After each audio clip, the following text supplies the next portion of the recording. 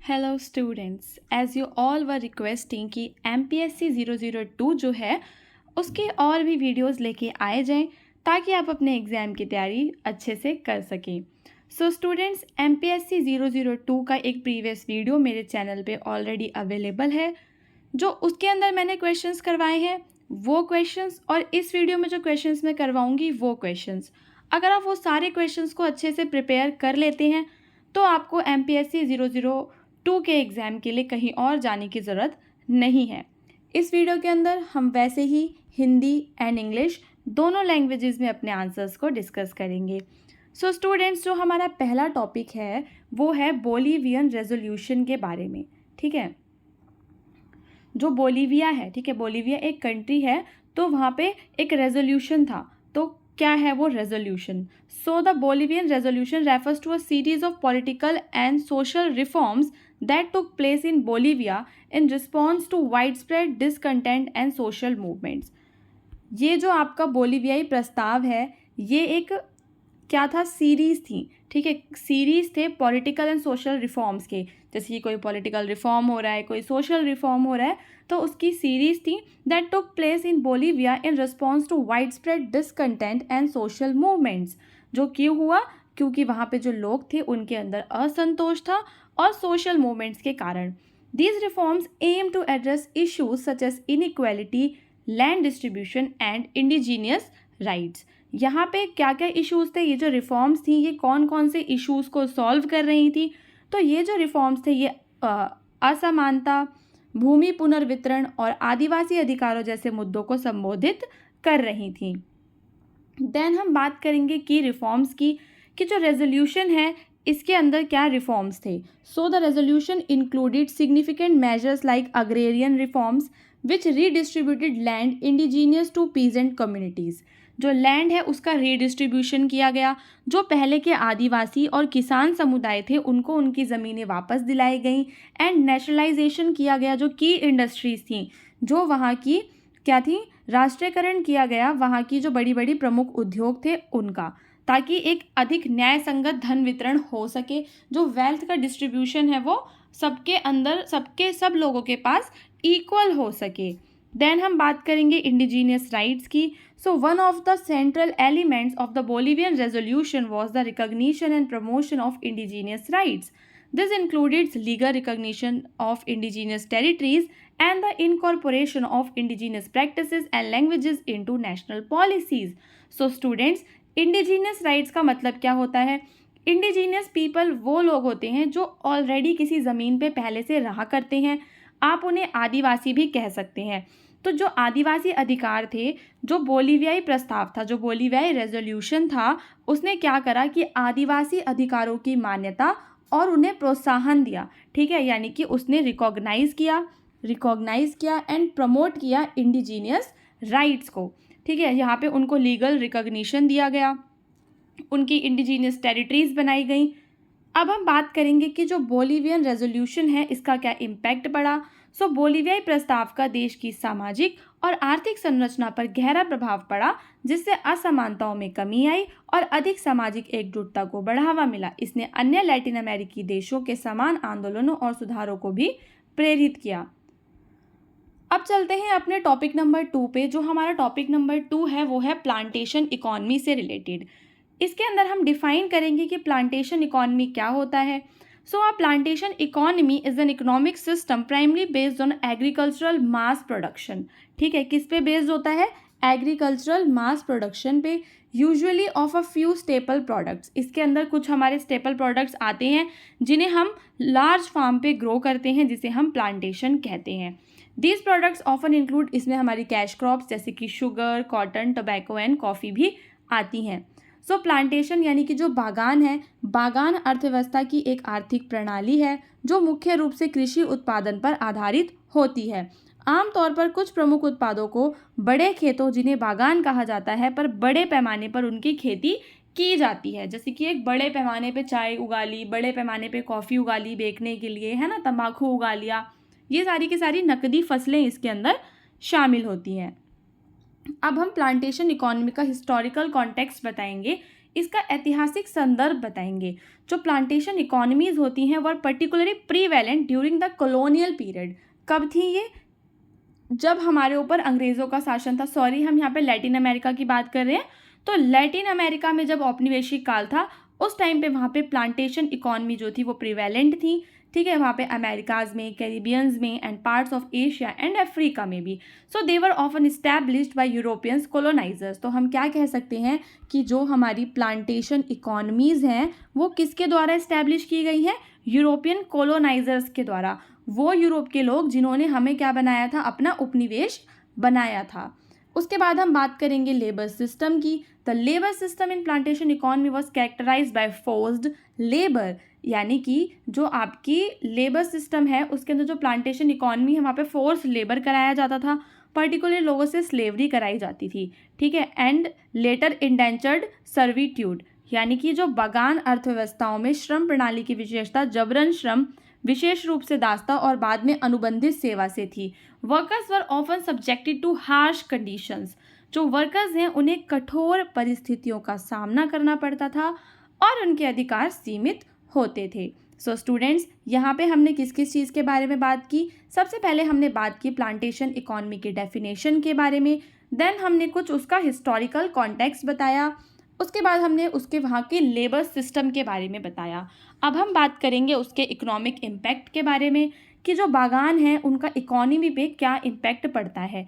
सो जो बागान की अर्थव्यवस्थाएं होती हैं वो बागान के मालिकों और औपनिवेशिक शक्तियों के लिए पर्याप्त संपत्ति उत्पन्न करती हैं, लेकिन अक्सर उन क्षेत्रों में महत्वपूर्ण आर्थिक असमानता और अविकास का कारण बन जाती हैं जहां वे स्थित थे। उन्होंने निर्यात उन्मुख उत्पादन पर ध्यान केंद्रित किया स्थानीय आवश्यकताओं की अपेक्षा। तो यहाँ पे हम बात करेंगे कि जब प्लांटेशन लगाए जाते हैं, जब बागान लगाए गए थे औपनिवेशिक काल यूरोपियन कोलोनाइजर्स के द्वारा, जब प्लांटेशंस की गई थी, बागान लगाए गए थे, तो क्या हुआ था कि वो मोस्टली एक्सपोर्ट ओरिएंटेड प्रोडक्शन करते थे, यानी कि निर्यात उन्मुख उत्पादन करते थे, जिससे कि जो स्थानीय जो आपका देश होता था, ठीक है, जो देश उसका क्या होता था? उपनिवेश बना होता था, उसका कोई मुनाफा नहीं होता था, बल्कि उन देशों का मुनाफा होता था जहाँ पे वो एक्सपोर्ट करते थे। उसके बाद हम बात करेंगे इसके एनवायरमेंटल इम्पैक्ट की कि जो प्लांटेशन इकोनॉमीज़ हैं उसका एनवायरमेंट पे क्या इम्पैक्ट पड़ा। स्टूडेंट्स, ये बहुत ही ज़्यादा इम्पॉर्टेंट इम्पैक्ट है। अगर आप ये तो आपको लिखकर आना ही पड़ेगा कि एनवायरमेंट पे क्या इम्पैक्ट पड़ता है। तो जो हमारी प्लांटेशन इकोनॉमीज़ होती हैं they often lead to significant environmental degradation. जैसे कि ये डिफॉरेस्टेशन लेकर आती हैं। डिफॉरेस्टेशन का मतलब क्या होता है कि जो हमारे पेड़ हैं, जंगल हैं, उन्हें साफ़ कर दिया जाता है। सॉइल डिप्लीशन, जो मिट्टी है, मिट्टी की जो उर्वरता है उसमें कमी आ जाती है। बायोडाइवर्सिटी का लॉस होता है due to extensive monoculture farming practices, क्योंकि एकल फसल खेती की जा रही है। बार बार सेम चीज़ एक ही लैंड पे अगर हम उगाते हैं तो जो मिट्टी के न्यूट्रिएंट्स होते हैं वो ख़त्म हो जाते हैं, मिट्टी के न्यूट्रिएंट्स वापस से रेजुविनेट नहीं हो पाते। उसके बाद टॉपिक नंबर 3 जो है उसके अंदर हम बात करेंगे रोल ऑफ चर्च की, कि जो चर्च है उसका लैटिन अमेरिकन पॉलिटिक्स पे क्या रोल है। सबसे पहले हम बात करेंगे उसके हिस्टोरिकल इन्फ्लुएंस की। So the Catholic Church has historically played a significant role in Latin American polity since the colonial era. जो कैथोलिक चर्च थे उन्होंने लैटिन अमेरिका में बहुत ही ज़्यादा इम्पॉर्टेंट रोल प्ले किया, often serving as an intermediary between the indigenous population and colonial authorities. अब यहाँ पे जो चर्च था वो एक मध्यस्थ की तरह काम करता था।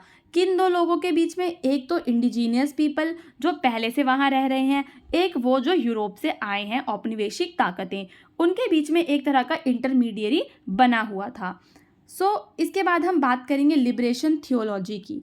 इसका मतलब क्या होता है? मुक्ति धर्म शास्त्र। In 1920 the church became associated with the liberation theology. What is liberation theology? So it is a movement that emphasizes social justice, human rights and empowerment of the poor.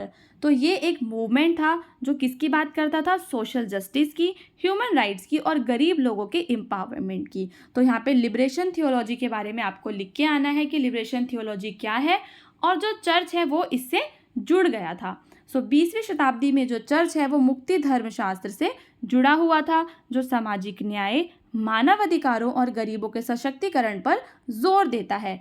इस धर्मशास्त्र ने कई पादरियों को राजनीतिक और सामाजिक आंदोलनों में सक्रिय रूप से शामिल होने के लिए प्रेरित किया।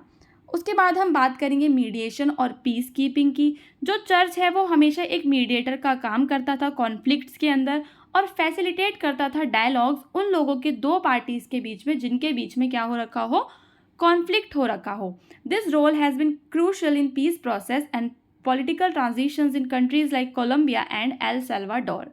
सो स्टूडेंट्स, इसके बाद हम बात करेंगे कि जो हमारा चर्च है वो ह्यूमन राइट्स के बारे में भी बात करता था, मानव अधिकारों के लिए वकालत करता था, सोशल सर्विसेज और एजुकेशन भी प्रोवाइड करवाता था। जो पादरी थे चर्च के वो कुछ सोशल सर्विसेज किया करते थे, फॉर एग्जांपल स्कूल्स बनवाना, हॉस्पिटल्स बनवाना और चैरिटेबल संगठन भी बनवाते थे वो।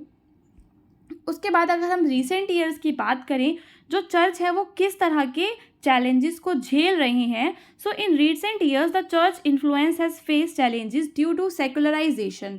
जो लोग हैं वो सेकुलर होते जा रहे हैं, स्कैंडल्स होते हैं, ठीक है। और however it continues to play a key role in shaping public discourse. पर फिर भी आज भी जो चर्च है उसका एक की रोल है पॉवर्टी में, इनइक्वालिटी में और ह्यूमन राइट्स के अंदर। सो आधुनिक चुनौतियों में क्या है कि हाल के वर्षों में चर्च के प्रभाव को धर्मनिरपेक्षता, घोटालों और सुसमाचार आंदोलनों के उदय के कारण चुनौतियों का सामना करना पड़ा है। हालांकि यह गरीबी, असमानता और मानवाधिकारों जैसे मुद्दों पर सार्वजनिक संवाद और नीति को आकार देने में महत्वपूर्ण भूमिका निभाना जारी रखता है। Now students, the topic number 4। Topic number 4 में हम बात करेंगे क्यूबन रेवोल्यूशन के बारे में। जो क्यूबन रेवोल्यूशन है, it was an armed uprising, यानी कि सशस्त्र विद्रोह था क्यूबा के अंदर, that lead to the overthrow of the authoritarian government of president Fulgencio Batista. So वहाँ पे जो प्रेसिडेंट था, ये उसका नाम है फुलजेंसियो बतिस्ता। उसकी जो गवर्नमेंट थी वो कैसी थी, अधिनायकवादी थी। यानी कि अथॉरिटेरियन का मतलब क्या होता है कि जब किसी एक इंसान या उस इंसान के साथ 2-4 बंदे और जुड़ जाते हैं, अथॉरिटेरियन गवर्नमेंट उसको कहते हैं, ठीक है। कि जो रूल है वो ग्रुप ऑफ पीपल कर रहे हैं, या कोई किसी की फैमिली के अंदर भी जो मेन हेड्स हैं वो लीड कर रहे हैं। तो यहाँ पे जो प्रेसिडेंट फुलजेंशियो बतिस्ता था, इसकी गवर्नमेंट थी अथॉरिटेरियन। अब जो लोग हैं उन्हें वो इससे नाराज़ हो गए थे क्यूबा के अंदर। तो जो लोग हैं उन्होंने किया सशस्त्र विद्रोह, यानी कि आर्म्ड अपराइजिंग, ठीक है। The revolution begin. कब शुरू हुआ revolution? It started in 26 July 1953 and culminated on January 1, 1959 with the victory of the revolutionary forces led by Fidel Castro। यहाँ पे जो फिडेल कैस्ट्रो है इसके बारे में आपको जानना ज़रूरी है, क्योंकि जो फिडेल कैस्ट्रो है ना, इसके बारे में अलग से भी शॉर्ट नोट लिखने के लिए भी आ सकता है, ठीक है। अब हम बात करेंगे किसके बारे में? अब हम बात करेंगे की फिगर्स के बारे में, कि जो रेवोल्यूशन है was primarily lead by Fidel Castro, his brother Raul Castro and Argentine revolutionary Che Guevara. These leaders became prominent figures in the global communist movement. Okay students, ये इसके की फीचर्स हैं कि क्रांति का नेतृत्व मुख्य रूप से किसने किया था? फिदेल कास्त्रो ने किया था। कॉजेज क्या थे? जो रेवोल्यूशन है it was fuelled by wide spread dissatisfaction with Batista's regime. जो बतिस्ता था उसकी जो रेजाइम थी, उसका जो शासन था, उससे जो लोग हैं वो बहुत ज़्यादा डिससेटिस्फाइड थे, असंतोष में थे जो लोग हैं, क्योंकि वो करप्शन करता था, रिप्रेशन करता था, उसके कारण से इकोनॉमिक इनइक्वालिटी भी आ रखी थी। So there was also significant discontent among the rural poor and urban working class. जो गांव के गरीब लोग थे और शहरों में जो काम करने वाले लोग थे, उनके अंदर बहुत ज़्यादा क्या था? डिसकंटेंट था। वो उससे असंतोष में थे, उसको पसंद नहीं करते थे, क्योंकि उसके कारण क्या हुआ था? करप्शन हो रहा था, रिप्रेशन, दमन हो रहा था और आर्थिक असमानता भी आती जा रही थी। सो अब हम बात करेंगे किसी मेजर इवेंट की, कि जो ये रेवोल्यूशन है इसके अंदर मेजर इवेंट्स क्या हुए। So key events of the revolution includes the failed attack on the Moncada barracks in 1953। 1953 में मोनकाडा बैरक्स पे जो अटैक किया गया वो फेल हो गया। इम्प्रिजनमेंट हुई फिडेल कास्ट्रो को, फिर उसको रिलीज़ भी कर दिया गया. So the formation of the 26th of July movement, the landing of the Granma yacht and the guerrilla warfare campaign in the Sierra Maestra mountains. तो 26 जुलाई को आंदोलन का गठन हुआ, ग्रैमा नौका का उतरना, ये सारे इसके की मूवमेंट्स हैं.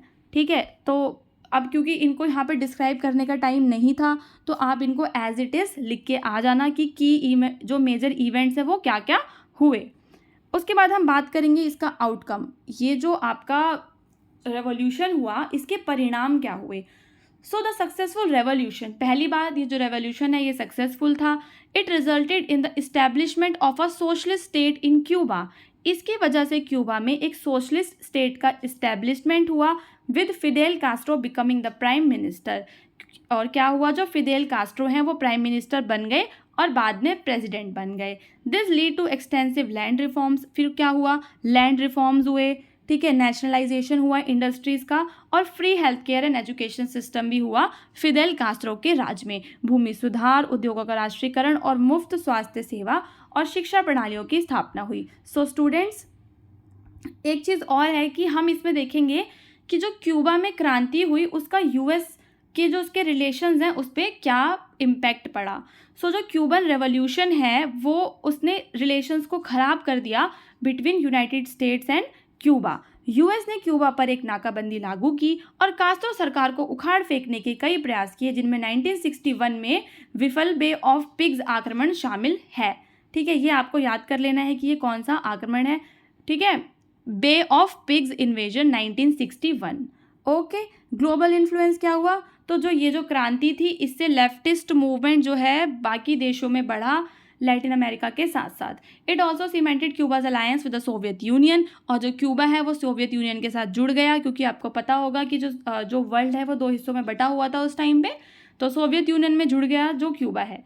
ठीक है, जो कि क्यूबा की कोल्ड वॉर की और उसके बाद क्यूबा ने वर्ल्ड की जो जियो पॉलिटिक्स है उसके अंदर एक बहुत ही ज़्यादा सिग्निफिकेंट रोल प्ले किया. So students, this is all for today. अब हम मिलेंगे अपने अगले वीडियो में.